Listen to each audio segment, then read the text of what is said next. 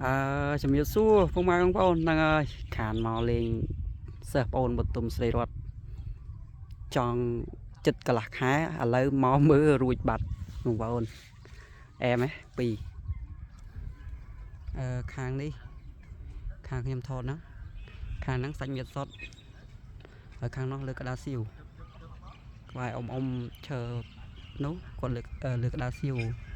ហើយខាងខ្ញុំនេះគឺសាច់មាសសុតបងប្អូនរួចជាស្រេចហើយនោះលើក្តារទុកលើក្តារមួយទៀតស្អាតបងប្អូនអើយសាច់ចាំមើលខ្ញុំចូលគៀកខ្ញុំថតគៀកឲ្យបងប្អូនមើលនេះបងប្អូនឥឡូវខ្ញុំមកគៀកបាទនេះសាច់មាសសុតម៉ែហើយឡើងក្រហមឆ្អិនឆ្អៅសាច់ស្អាតបងប្អូនអើយមិនដែរបងប្អូនអាហ្នឹងគឺសាច់មាសសុត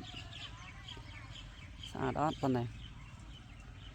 អញ្ចឹងសរុបទូកមកទូកនៅក្នុងវត្តដូនម៉ៅក្រោមគឺមានទូក3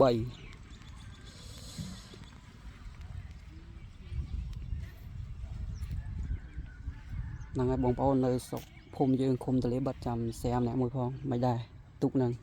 ខមមិនអ្នកមួយផងស្អាតអត់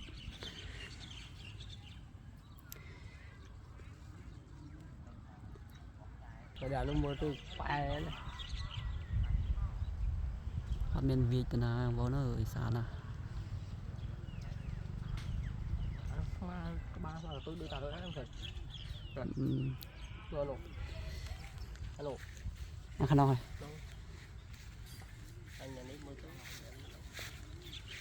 បាទបងប្អូននេះសាច់មាសសុតស្អាតទេ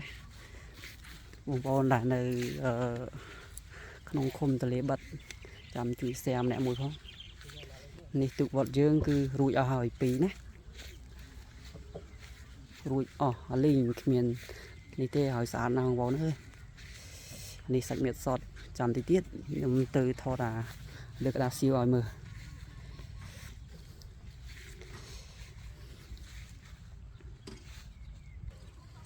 បាទនេះបងប្អូននេះ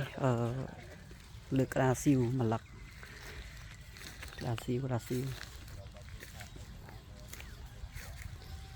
ស្អាតបងប្អូនអើយស្អាតណាស់ចាំមើលដល់ថ្ងៃណាបានលោកតាគាត់ឲ្យ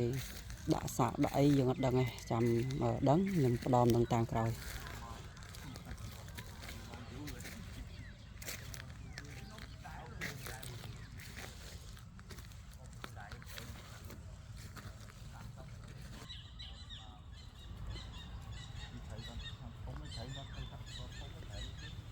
ចាស់បងប្អូនអើយស្អាតហ្